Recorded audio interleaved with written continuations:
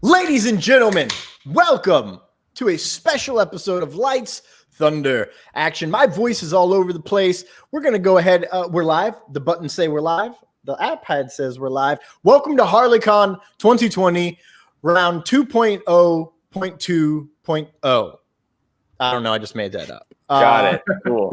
We're here. Got it. Just so everyone understands what this actually is, we're going to play our intro.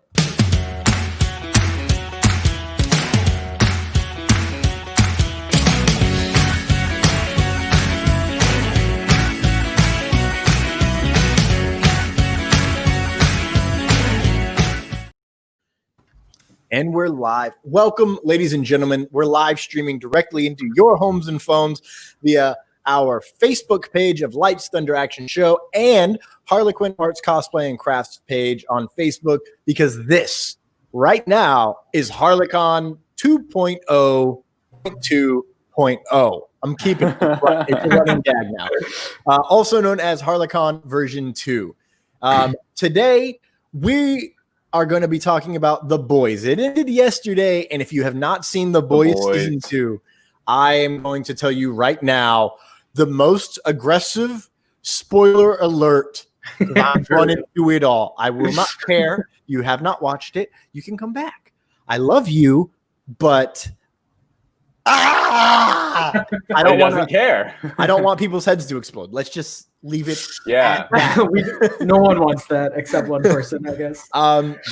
To my right, as always, is the beautiful David Thompson. How are you? How many mimosas you had today? I've had a few.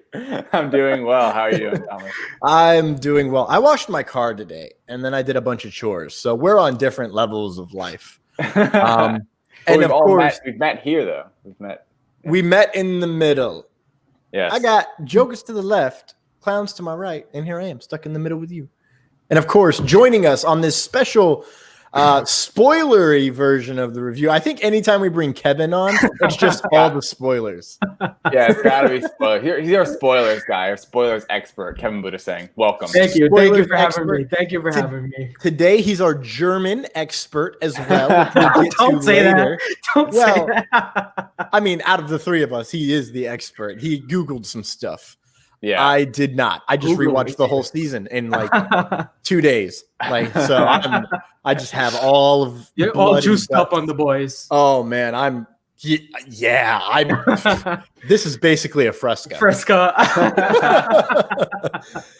So let's go ahead. We're going to change our format of our show a little bit. We're just going to hop right in. We're going on until 5:45. That is when our panel time ends. So we're just going to dive, language alert, balls deep into season. Or should I say gills deep? Gills deep.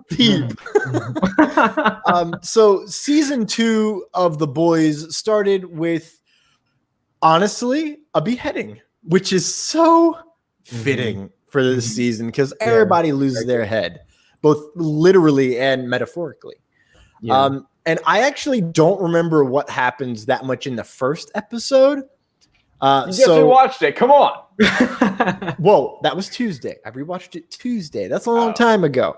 You're right. Not to mention, in the last 2 days, I've gone through 6 of 8 episodes of The Boys and all 8 episodes of Inside the Boys.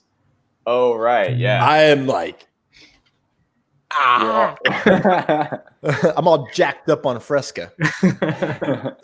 Well, I want to wait before we dive into the plot a bit. I just kind of wanted to ask everyone around, what were your thoughts on season 2 as a whole compared to season 1, and just like on the show in general? Right. Like, This is the big thing with shows. Season 1 is obviously the loved part of the show, but the second season of any show is always critical.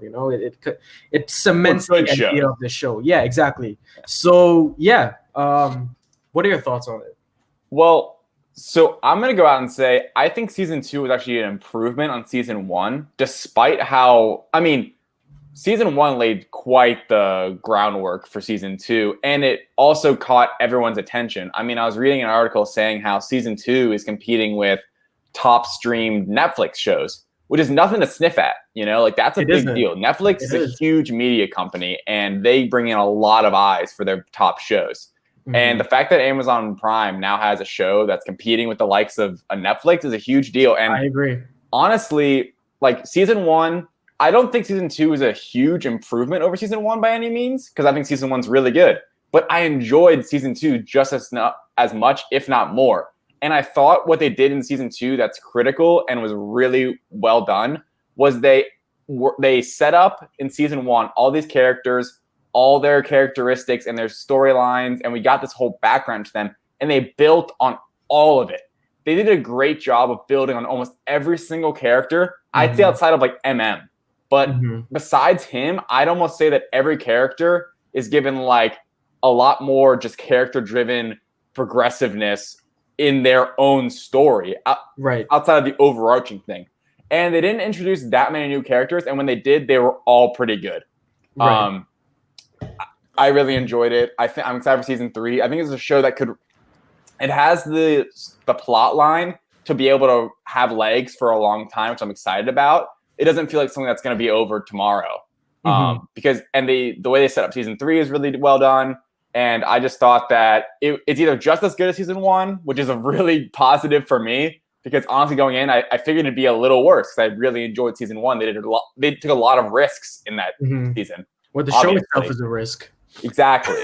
And I think this show actually did a lot better job of putting an underlying, or not even that underlying of like real world, I guess, issues or like ideologies and things like that in the show, where, a lot of the show is just a lot of loud noise and tries to use the shock effect. And they still do that. They love the shock effect. They love the like, oh my gosh, like freak out, creep effect. I mean, so much blood.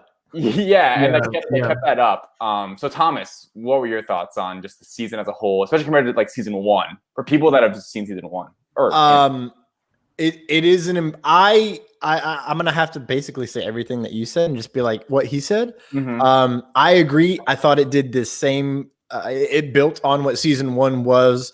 I did not watch season 1 right away. He was mad. Adam was mad, and I just didn't have the time. And because it dropped all of it, and I was like, well, I'll watch it all when I can. For this season, it came out first 3 episodes, and then it was weekly, which is a format I absolutely love. And it fit perfectly for the way the story unfolded. Right.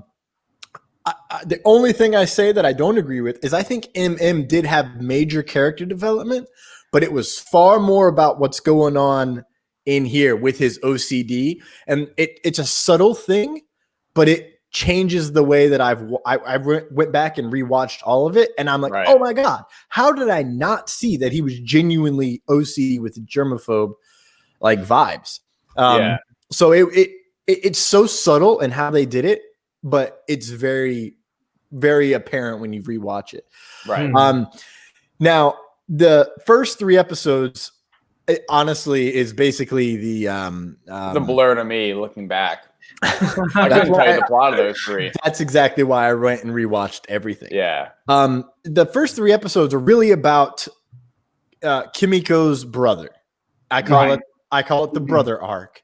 And boy, does it end racistly. Thanks, Stormfront. Right. Yeah.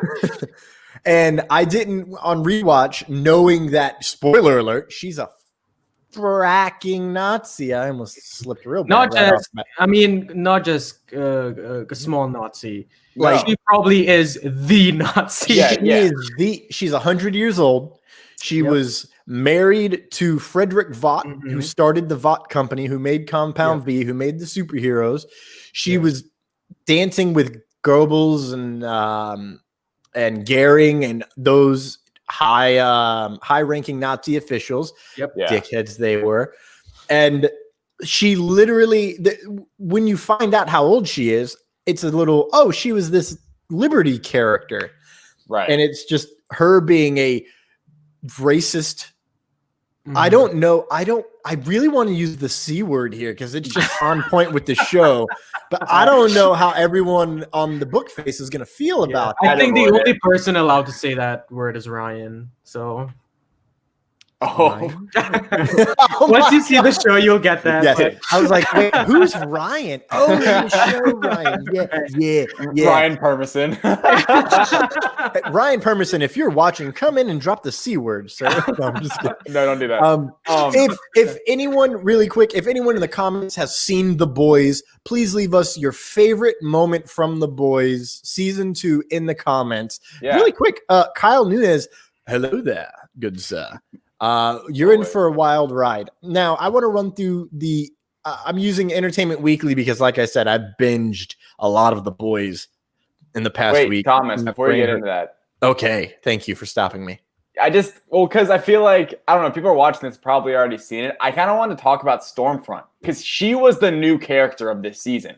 She was the one, you're watching the trailers and it's like, oh, there's this new chick in the 7. What's it going to be all about? Like, first glance, I'm like, what is this? Like, is this character, like, this character seems almost too, like, meta, trying to be, like, a 2020 kind of, like, oh, Instagram Live and, like, stuff like that, which I do not like when they try to kind of, like, appeal to, like, a modern audience with social media and stuff like that.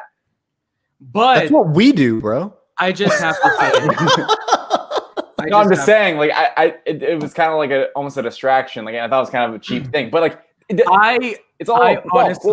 I honestly don't think that was a distraction. I think that was purposeful, and it was a wonderful choice for her character in terms of she's 100 years old trying to fit into 21st century society.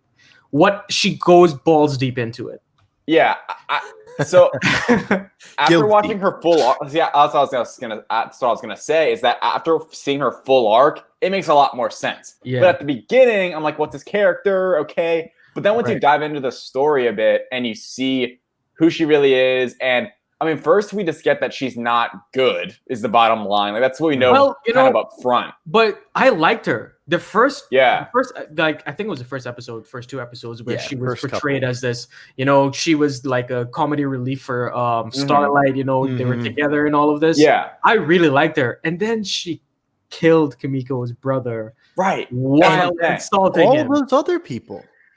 Well, so that was the thing. So, which I didn't realize when you go back and rewatch it, they're all minorities.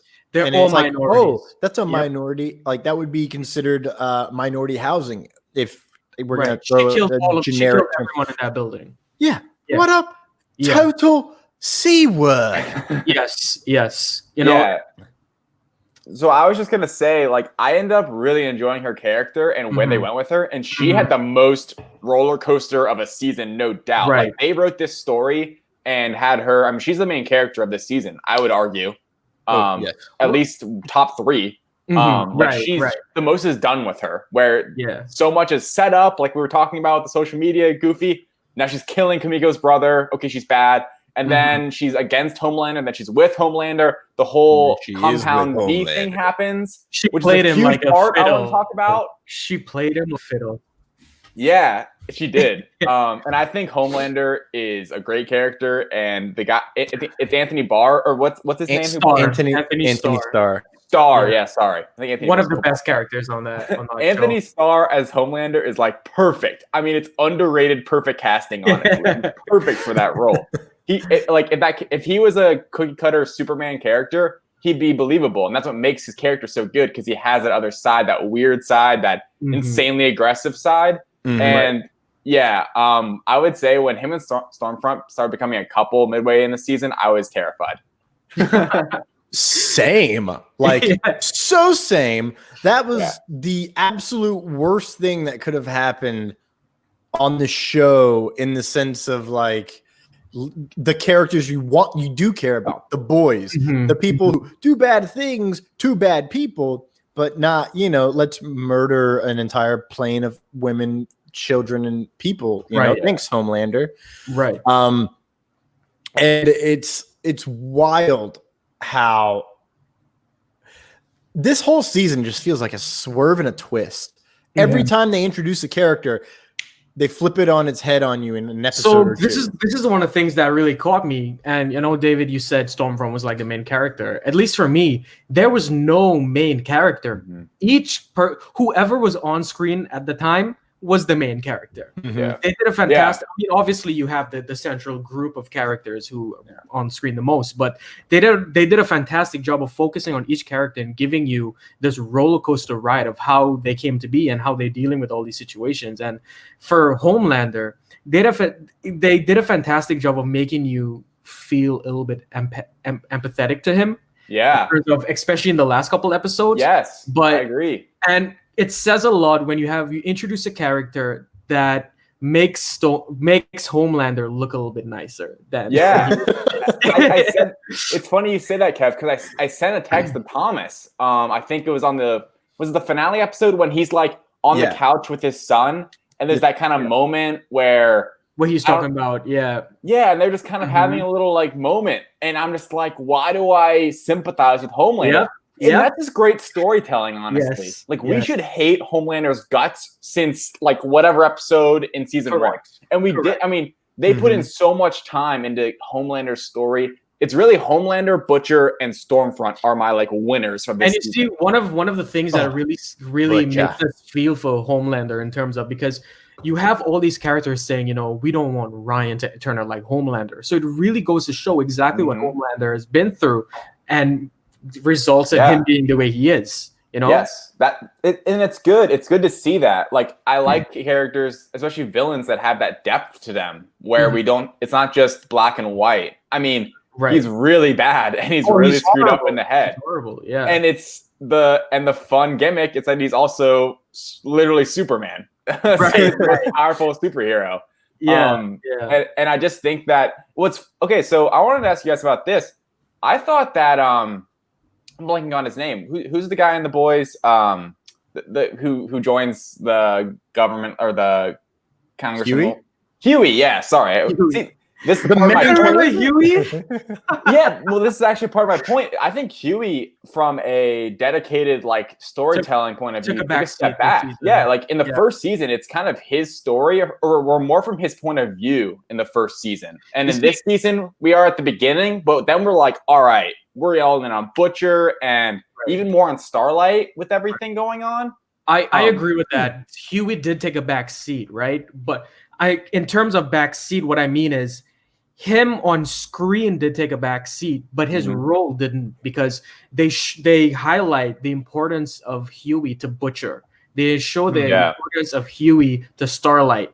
They show the importance of Huey to the team, you know? So I think his character was very important, but him on screen, there wasn't much of him.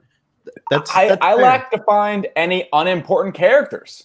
That's what's most impressive to me. Yeah. I mean, really, all the line.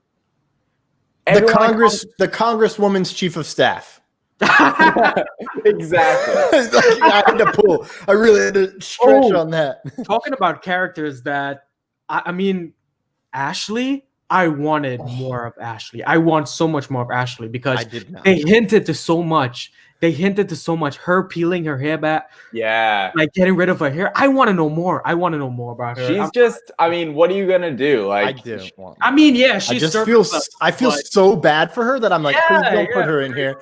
I feel the same way she feels. Like, I don't want to see someone else like me on screen. What does she do in her free time when she's not like taking care of Homelander? You know, hopefully lots of drugs to chill out, but probably not. If there's one thing we learned, everything they show on, you know, The Boys, it has a purpose. Every little cut scene has a purpose. Yeah, those cut scenes to Ashley peeling her hair off and those interactions with her, I feel it's going to be a payoff in season 3 with her. I don't know. I have a feeling. Did you see that she's already got a bald spot? Yeah, she did. Yeah. And I think Stormfront asks her what's up with the hair. With that. She's just nothing. She's just losing it, because I mean. From a Vought perspective, this season, just like, I was actually surprised how much they cracked the seal of Vought when it came to Compound V getting out. Them breaking all of that. It was like a misdirection for people like us fans who were watching it, in terms of, okay, finally we're going to see Vought, like Compound V be released to the world. What's going to happen? They twisted it. Yeah. I actually don't take it as like, oh, it was a twist or like a swerve. I think that's look at our society right here, right now. Terry McIver. Why are you watching this spoilerly? Oh, he's not here anymore, I don't think. Probably good. He said he's only got yesterday's episode left to watch. We're good. Don't watch this. Wow. Yeah, don't watch this. We're going to spoil everything. Anyways, back to the plot. When it came to releasing Compound V, if you look at our news media and how, this happened, and then you forget because the next day, this happened. Like, look at 2020. Right. This show is beautiful right now in 2020. And all the stuff that they have, the main plot, for those of you that have not watched it and are wanting to be spoiled on everything of The Boys season 2, again, right here underneath me, spoiler warning, I'm about to spoil some good stuff. We have the resurrection of Nazis, or I guess the continuation of Nazis. Well, white supremacy. White genocide. You know what? I'm just going to go ahead and I'm bringing up this meme because this is my favorite part from Homelander in anything. Yeah, correct. When she's like, Ryan, we're under attack. Bad guys want to hurt us just because of the color of our skin. It's called white genocide. And Homelander's reaction is a double take.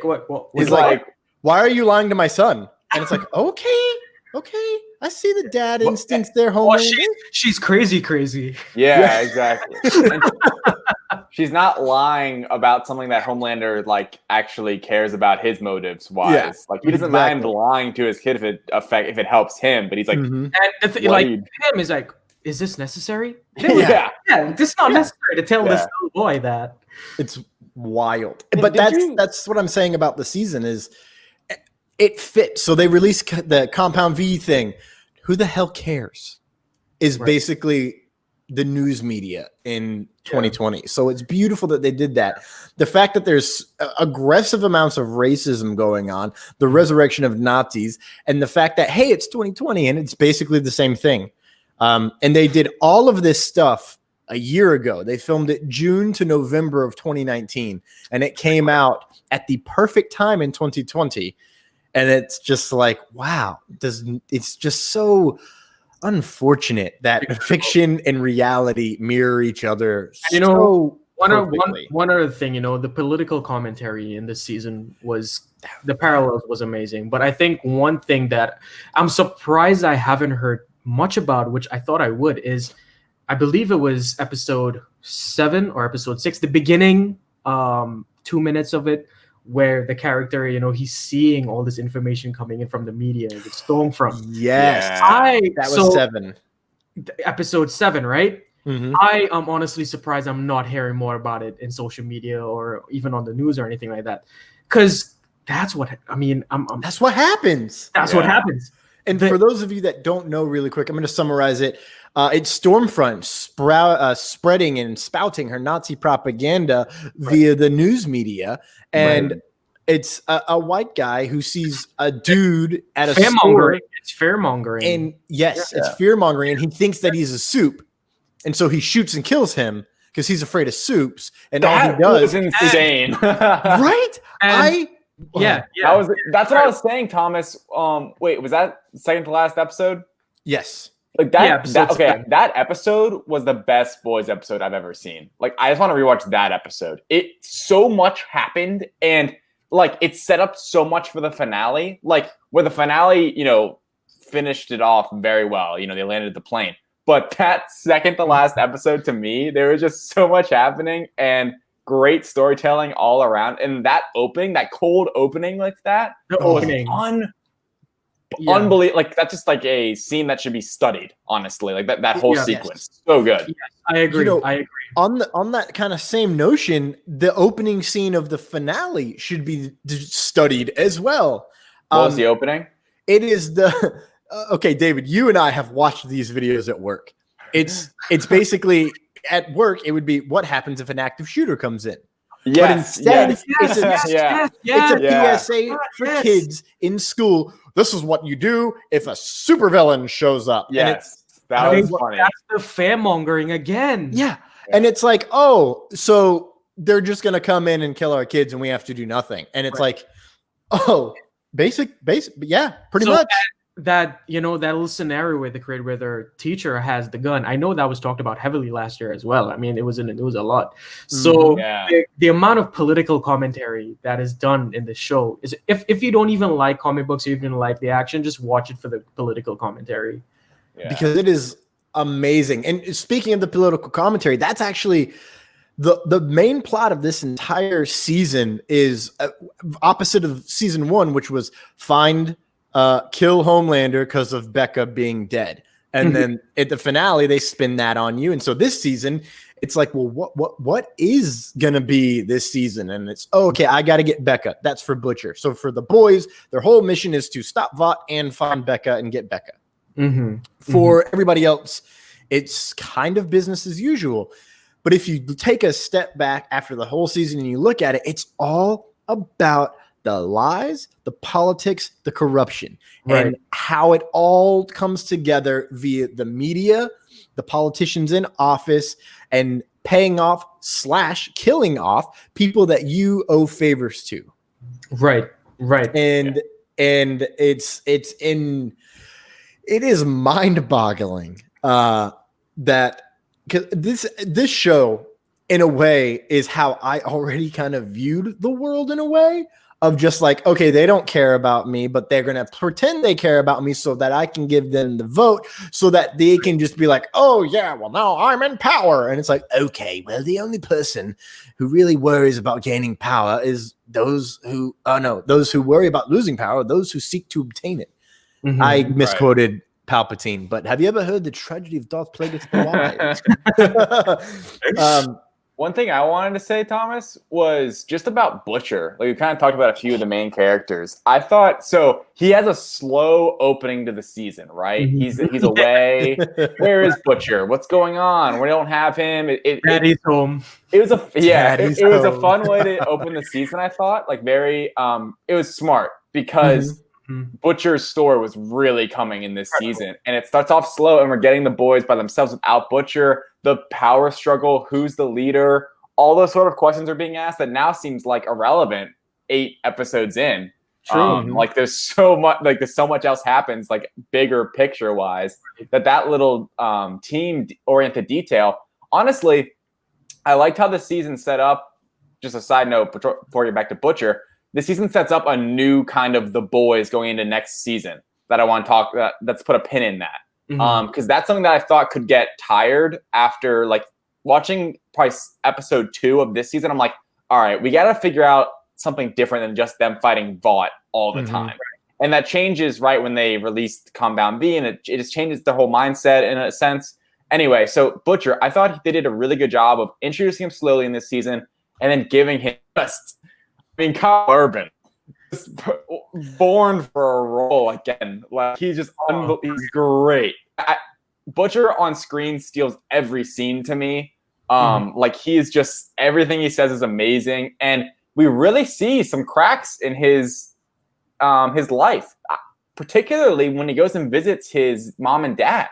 Right, that was quite the scene to me, and quite the sequence where I'm like, this is one coming out of nowhere. And 2, like, whoa. I mean, it was it gave us a reason to sympathize with Butcher even more, which is he's like what would I call him? Like a dark hero, an anti-hero maybe. He's a hero, but like he flirts with not being a hero. He is definitely just a vigilante. Yeah, like that's a good like way of putting it. A Punisher style vigilante. The war never ended for him. He needs a war to fight, and he's gonna find one, and he'll make one out of nothing if he has to. And that is Butcher's core drive. And we see, because of his father being the jerk that he is. I'm saving it until we read it. I'm saving it for Ryan. Save it for Ryan. And the story with that not only tells you more about Lenny, which they teased 4 or 5 episodes before, and specifically the episode before when he goes and visits his aunt with Terror, and then they have to call off Black Noir.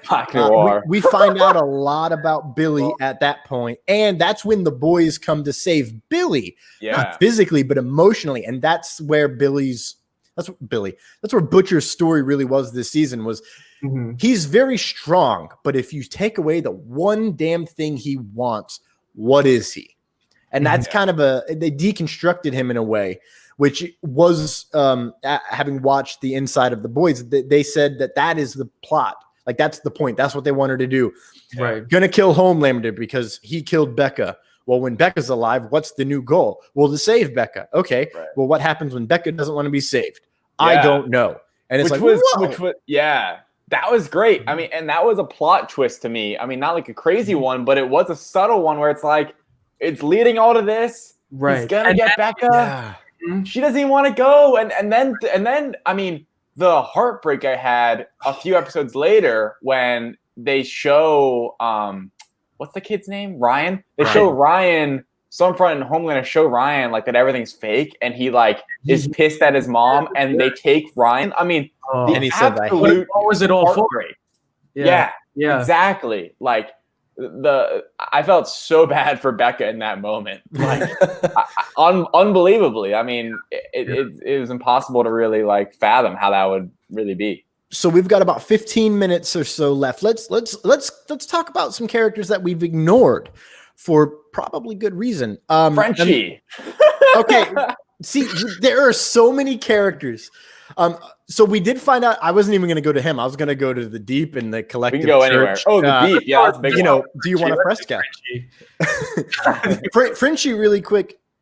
I didn't like him in season 1 until Kimiko came in, and then it's like, okay, he's not just this crazy drug addict guy. He actually has a heart and soul. And then you find out the reason why all that was going on in this season.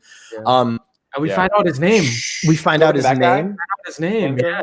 In Lamplighter, we finally see Lamplighter, who's Sean Ashmore, who played Iceman.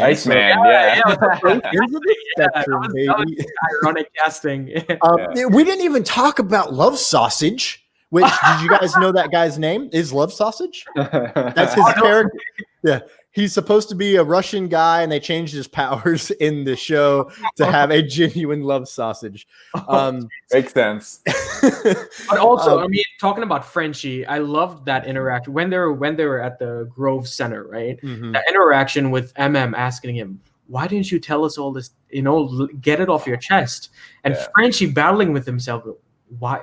I don't even want to do that. I have to struggle. I have to face the reality of what I did. It was good. So good. Hey, wait, whatever before we get on to the next character you wanted to point out, Thomas, whatever happened to that one buzz cut girl with the crazy powers? Cindy. I'm so glad you asked, because I want to get to that when we get to I want to talk about Fresca and the Collective, and then the spoiler stuff, so that we can get past the point where Terry can not be completely spoiled on the final 5 minutes of this entire season, because holy shit. Because I want to build up to the final episode, and then I want to hit the key points in the final episode, which is girls do get it done. All right, let's do it. And then David had a pin on something that I don't remember now off the top of my head. You said we'll put a pin in that. I think it was just the Deep. Okay, the Deep. Was it the Deep? Okay, we're gonna dive deep into the Deep. Help me out in the comments if it wasn't the Deep. Yes. David said we'll put a pin on that, and I said okay, cool, and then I just forgot. I apologize, everyone. Yeah. That's what we got. So the Deep. Am I the only one that actually thinks the Deep is not a bad guy? I love him. I love the Deep, man. I feel so bad for him because he's all right.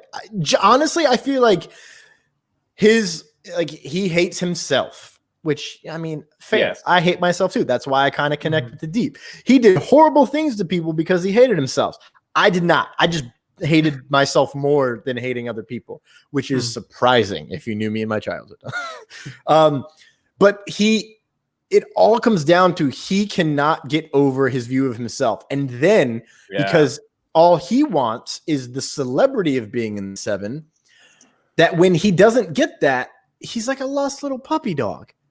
And it's like nobody likes him, and he knows nobody likes him, but all he wants is to be liked and be accepted for who he is. See, and the reason I like the Deep is because he doesn't know who he is, right? He's done awful things, and he's trying to redeem himself and everything, you know, he's trying, right? Yeah. But he doesn't know who he is. And because he doesn't know who he is, he's latching on to all these little moments. He's diving deep into the collective. And then as soon as something twists, all right, the example with A-Train, right? He's like, no, I hate A-Train. Oh, wait, no, I'm happy for you. Like, he's conflicted by all these situations. He doesn't have an anchor. He's very impressionable. Right. Yes. Like very impressionable. You know, I mean, what do he you was think like in a about? cult. Yeah, what do you think about Eagle the Archer? Oh my God, what a nice guy! Like he got me out do some really hard times. He's a toxic personality. I hate him. He cannot. Yeah, I hate him. Fuck that guy. And then, which I love, because eventually it gets to the point where, you know, he doesn't get what he wants, and he stands up for who he is and says, "Fuck Fresca." Yeah, which is just like the perfect way to sum up his entire story this season. That and Patton Oswalt talking gills. That was for real, man. You are so beautiful. So to good, me, bro. That's so weird. They do that, and then they go right into killing Lucy, the whale. For real, Which is man, Lucy. Oh, when Why? Black Noir felt it for Lucy, I felt it for Lucy too, man. So let's talk about Black Noir for like 60 seconds. Almond he doesn't Joy. speak. Oh, I need an almond joy right now. Well, what I'm saying is, I went back and I was watching the stuff from Inside the Boys, and the actor talks about the fact that, you know, he doesn't speak, he doesn't do any of that, but he's so emotionally well-rounded overall. Yeah. He just makes decisions and does his best to live with them. So when they release Compound V and he's watching it, He's crying. He's crying. Yeah. Because the image of who he thought he was is now shattered. It's all shattered. So when Lucy goes down, he's like, oh, poor Lucy. Yeah. And he does that continuously, but at the same time, he's a literal soldier. And so when Edgar says, go shoot, he goes and shoots. Right. Yeah. So I would like to find out more about that, and hopefully season 3 can answer that. I was hoping to get answers for that this season, but why is Black Noir the way he is in terms of his loyalty to Edgar? Yeah. I like them stretching that out, though. I don't want to know quite yet. I wonder if they're related. Right. And I think they could be related. You see, and so I have an idea of relation, but I think we can talk about that when we talk about MM, in terms of I didn't get the fulfillment of MM that I thought I should, in terms of I wanted more of MM in terms of his family life with his dad and then his brother. And I have a thought about Black Noir and MM. Do you think they're related? I don't know. I don't know, but I mean, it's just a thought. Possibly. That would be awesome. I agree. It would be. Especially if they're just like, oh no, I have a nut allergy. MM says I have a nut allergy. Yeah, like, right. Wait, what? Because MM is, you know, he's a germaphobe, you know. And then you have Black Noir, who has this nut allergy. You know, they have these little perks to them. Yeah, not just a nut allergy, but he literally is a germ. Like he gets burned and then he just heals. And apparently, underneath the mask, he looks like Deadpool. Is the rumor that I heard? He's That's what it looked like. No, I see it when he's disfigured. When Maeve put the almond joy in, you see it right under there, and it is that burnt skin kind of look. You know, I just want to jump back to the Deep really quick, just because I remembered that I had this amazing thought. Huey and the Deep, in terms of Season 1 Huey and Season 2 Deep, are the same character. If you look at their emotional insides, they don't know who they are. They cling on and latch on to things just because it's easy. And then when stuff hits the fan, Huey usually stays. And the Deep wanted to stay, but he stood up for himself and left, like Huey did at the beginning of the season when he stood up to Butcher multiple times, only to get beaten down a few different times. Which I think now this is wildly speculation, and all it is pure speculation. What if the Deep joins the boys next season to fight Vought? Because it's not like anyone in Vought likes him. No one in the boys likes him either, especially not Starlight. So I can see him trying to. Starlight's still in Vought, and it's so interesting that's still like she's still in there just to save face. Funny you say that. It's like I didn't think about it like that. She's after everything, she's still there. Yeah. True. But it's a public thing. Yeah. Yeah, it's a public thing. And now they got A-Train back. So A-Train is getting still going to be blackmailed a little bit by Starlight. And because her and Queen Maeve are now tandem of ass kickery, that we got to talk about that though. You know what? Let's do that now. So in the season finale, Terry, spoiler alert, in the season finale, they try to get the kid, then they don't get the kid, and then they get the kid, and I'm summarizing really fast. And then Stormfront shows up, and all stuff hits the fan. Stormfront takes out pretty much everybody and everyone's options, and then Kimiko comes and starts fighting.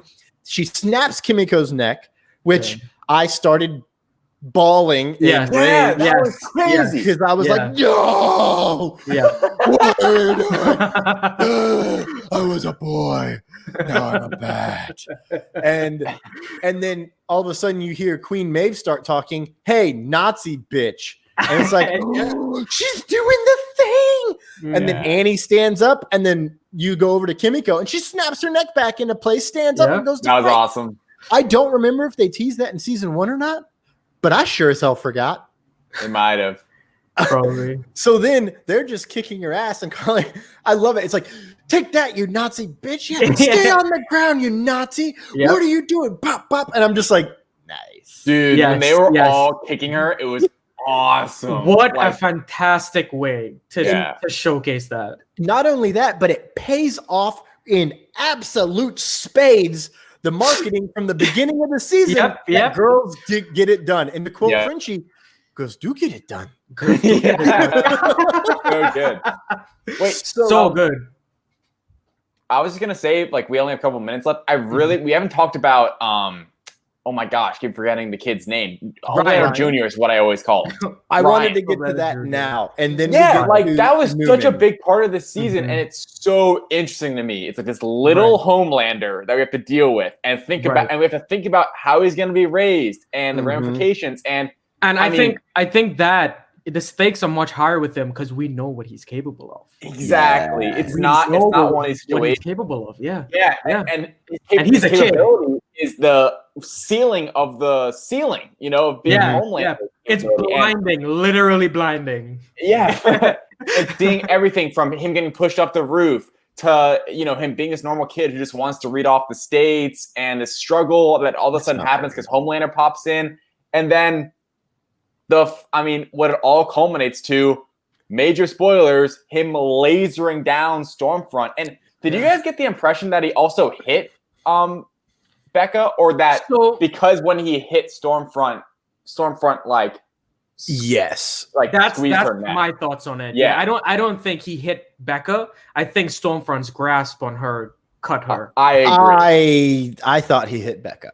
Yeah, in all honesty, because he's untrained, and we saw that from a distance, the laser can do nothing. It can slice it. When Homelander's the episode where there's that video and he goes down 9.5 points, and he shows up and he's like, ooh, and then he's like, all right, cool, and flies off. Yeah, dude. So Stormfront gets Anakin, loses both legs, literally, loses an arm. I think she has her left arm left. So that's kind of funny. Yeah. Which, shout out to Becca for stabbing that bitch in the eye. Yeah. Yes. So good. Fucking Nazis. And then Ryan is standing there just like, I'm sorry. As soon as he was like, oh my God. I was like, yes, Ryan. And then it went away. And then Billy Butcher's slowly getting up, and I was like, yeah, Ryan. Okay, cool. And then it kept lingering, and I'm like, it's lingering too long. I got bad vibes. I tear it up. That's where I teared up. I tear it up. Yeah. So I sent David a video. When Maeve showed up, I just started. Hit the record button on my phone. I'm like, it's like 7:00 in the morning, by the way. When I'm and then not 2 minutes later, that happens, and I'm sending him another picture with just tears rolling down my eyes. And he's like, what I had happened? no And idea. I was like, Yeah. bro, just bro. Oh, So Becca dies, and the scariest part of this entire episode for me was when Butcher, after she dies, and she's like, he's a good kid. Make sure he doesn't know it's his fault. Make sure he doesn't know it's his fault. Make sure he doesn't know it's his fault. And then she dies, and that look is the most dangerous Butcher ever. Literally living up to his name. I had no clue what was about to happen. I was so happy Homelander showed up. Yes. Yeah. If Homelander didn't show up, Butcher would have gotten himself killed. Yes. Yep. Yes. Yeah. 100%. That would have been so sad. I'm glad we didn't get that. Oh yeah. I'm so happy we didn't get that. But the best part is Ryan, when Homelander shows up and he's like, come here, Ryan. And he's like, just slowly walks behind Butcher. And then Butcher's standing because Butcher's like, I still hate you, Homelander. And then he sees the kids behind him and he's like, yeah. You could tell in the back of his head when he was going to grab the whatever it was, the crowbar. Crowbar. Crowbar. In my head, all I was thinking was like, any soup's a bad soup, or all soups are bad. He's a fucking soup freak. A good soup's a dead soup. Like it's just like all like his whole character. His ideology. Like another soup takes his wife away from him. Like that's just like you can tell. And not just that, but it's the son of Homelander who's also her son. It's like layers. So I did like that the Maeve video came back into play of the blackmailing Homelander. It was a really good wrap up for me of, like I said, I loved Homelander this season and developing his character even more. And it wraps up with him like her basically saying like, no one will ever love you again. And also, with that being the truth, I can live happily even if you destroy everything, and I know you won't be able to be happy. And it works because it's true. It also shows, I mean, at the core, who Homelander thinks he is. You know, he cares about his image more than his son. Yeah. He cares about his image more than that's the only thing he cares about is his image. And having a son is nice and all, but at the end of the day, it only helps his image so far. Right now. Right. And let's wrap up Ryan's story with Butcher's amazing advice. Let's hear it. Remember what I told you. And the kid says, don't be a cunt. So, what amazing parenting right there. Fantastic. That is exactly why I'm not a parent. But now let's get to, we'll try and wrap this up in 2.5 minutes as best we can. The mind-blowing, head-exploding spoiler of the whole season. So you talked about Cindy. When Cindy showed up, I thought it was she was the one who was making all the heads explode. I thought it was her too. But I didn't think that, I only thought that because I'm like, oh, okay, she's got that power of exploding. Maybe she can explode someone's head instead of the whole body. But it all starts with, and this is the most important part. There's a coup from within Vought. That's the exact line, from within Vought. I thought it meant a coup inside Vought from within Vought. And so I thought it was Stormfront the entire time. What it really means, ladies and gentlemen, is the whole entire point of this season is politics. There's a political coup inside the U.S. government from the inside of Vought. Right. Why is that important? Because Victoria Newman, that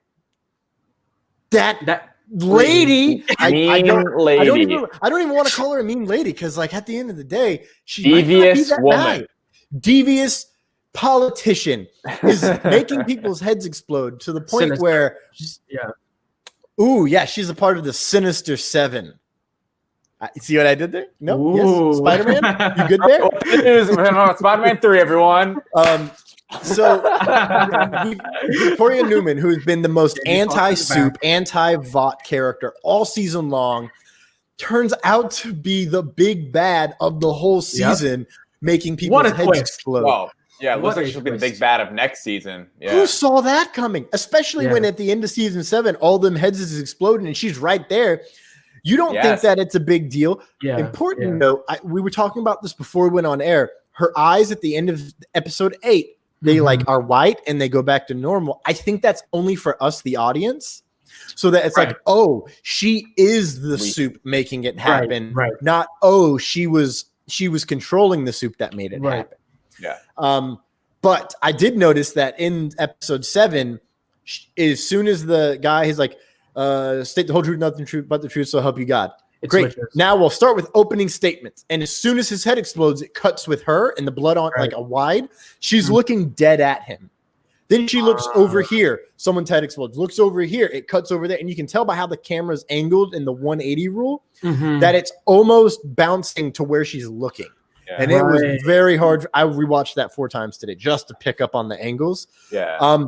And so the look calm and cool as is happening. She's playing it That's off a really good well. Politician. They can act their way into and out of a paper bag. That's why all of our candidates for president are poop. I don't know how we got into politics. I can't wait for The Boys season 3. This season did nothing to disappoint, and it did a great job setting up. Yeah. And Jensen Ackles will be Soldier Boy. Yes. And now we know, because he was a World War II character. Now we know he's probably still alive. Right. And he looks the damn same. So hopefully he's not a fracking Nazi. Well, he was fighting the Nazis, right? He was. Well, yeah. In the Boys comic, the character is like a bad guy, almost like predating Homelander. Right. But I think like Edgar said, he was fighting Nazis. I could be wrong. I need to rewatch. Yes, but he also did say that. But like, maybe we get another type of racist person. Maybe we get another hating. Well, it was the 40s, and let's be real, Americans in the 40s were not the most inclusive human beings. Remember when they put Japanese Americans in concentration camps? I do. I mean, I don't because I wasn't there, but I read about it. That makes me sound so dumb. Anyways, we'll wrap this up. David, you've already given your final thoughts. Kevin, final thoughts on season 2. Amazing. Yeah, it gave me everything I needed from season 1, everything I wanted, and it's a nice watch. It's entertaining. You learn a lot from it, I think, in terms of people. So it was awesome. Yeah. It was mind blowing. It was mind blowing. I cannot wait to hop on Reddit after this for the next couple hours and find all of the boys memes because they have been glorious so far. My final thoughts are I cannot wait until season 3. They are aiming to shoot early 2021, Eric Kripke said. And there's so many things we didn't actually get to touch upon today in this. We might have a spillover on our next episode. Just because, holy crap, there's so much stuff to talk about the boys. So much. But ladies and gentlemen, we're over our panel time. We want to wrap this up. David, where can everyone find you on social media? Yes, and find me at my name, David Thompson, on Facebook, at David J. Thompson on TikTok and Instagram, and then David Thompson with 2 A's on Twitter. Thomas, what about yourself? You can find me at Thomas Carter Rochester -actor on Facebook, at Thomas Carter Rochester, all one word, no hyphens, no spaces, on the Instagram, at TC Rochester Act. That is TC Rochester ACT on Twitter. And of course, Life of Thor on YouTube, where at the end of this month, Thor Watches the Mandalorian Season 2 will be live and in your YouTube subscription. Kevin, where can everyone find you on the social media? Find me on Facebook at Kevin Boodoosingh and on Instagram at KevinB645. All right. Yeah. And ladies and gentlemen, thank you so much for joining us at HarleCon 2020 version 2.0.2.0. It's such a dumb joke. I'm going to keep it going. Thank you for joining us. We'll hope to see you next week. This has been episode 27, special edition of Lights, Thunder, Action. Thank you.